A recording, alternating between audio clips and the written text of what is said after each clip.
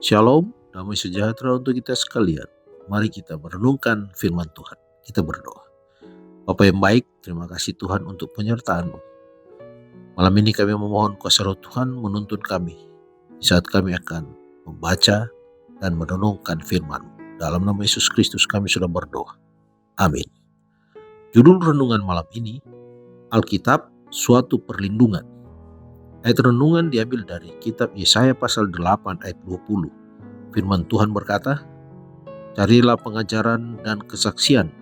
Siapa yang tidak berbicara sesuai dengan perkataan itu, maka baginya tidak terbit fajar." Tiap kali pekerjaan Allah dibangunkan, setan bangkit dengan lebih giat lagi. Sekarang ia menggunakan usahanya yang paling keras dalam perjuangannya yang terakhir melawan Kristus dan pengikut-pengikutnya. Penipuan besar terakhir akan segera digelar di hadapan kita. Antikristus akan melakukan pekerjaan-pekerjaannya yang mengherankan di depan mata kita. Begitu miripnya pemalsuan itu dengan yang aslinya, sehingga mustahil untuk membedakannya kecuali oleh Alkitab. Nubuatan Alkitabiah membuka masa depan di hadapan kita dengan jelas. Sama seperti kata-kata Yesus mengungkap masa yang akan datang kepada para pengikutnya. Alkitab dengan jelas menghubungkan peristiwa-peristiwa yang dihubungkan dengan penutupan masa percobaan dan pekerjaan persiapan untuk masa kesukaran. Tetapi banyak orang tidak memiliki pemahaman tentang kebenaran ini, seolah hal ini tidak pernah dinyatakan. Ketika Allah mengirimkan peringatan yang begitu penting sehingga disampaikan sebagaimana yang dinyatakan oleh malaikat suci yang melayang-layang di atas langit, Ia meminta tiap orang memperhatikan pekabaran itu.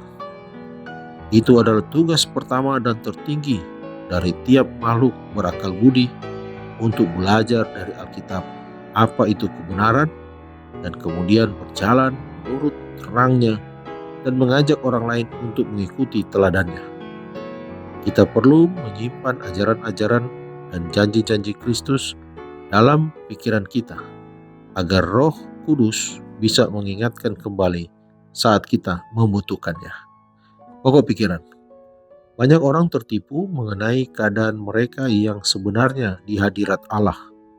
Mereka memuji dirinya sendiri atas perbuatan-perbuatan salah yang mereka tidak lakukan, dan lupa untuk menghitung perbuatan-perbuatan baik dan luhur yang dituntut oleh Allah dari mereka, tetapi yang mereka lalai melakukannya. Tidak cukup menjadi pohon saja di kebun Allah.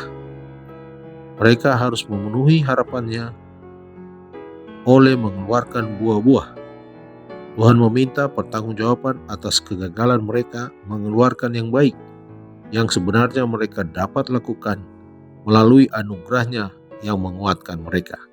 Dikutip dari buku Alfa dan Omega jilid 8 halaman 633. Pelajaran malam ini, Allah telah memberikan kepada kita dalam firman-Nya segala sesuatu yang kita perlukan untuk hidup bagi Dia dan untuk bertumbuh secara rohani. Mari berdoa. Bapa di surga, kami berterima kasih Tuhan, kami boleh memiliki pegangan hidup Alkitab sebagai suatu perlindungan bagi kami ketika hal-hal yang penuh dengan kepalsuan. Kami diajarkan untuk kembali melihat apa yang Alkitab tuliskan. Biarlah Roh Kudus dapat menuntun kami lebih memahami lagi akan firman Tuhan, sehingga kami boleh dikuatkan, iman kami boleh bertumbuh untuk menghadapi pencobaan. Terima kasih Tuhan, memohon penyertaan-Mu dalam istirahat malam kami. Dalam nama Yesus Kristus kami sudah berdoa. Amin. Selamat malam, selamat beristirahat. Tuhan Yesus memberkati.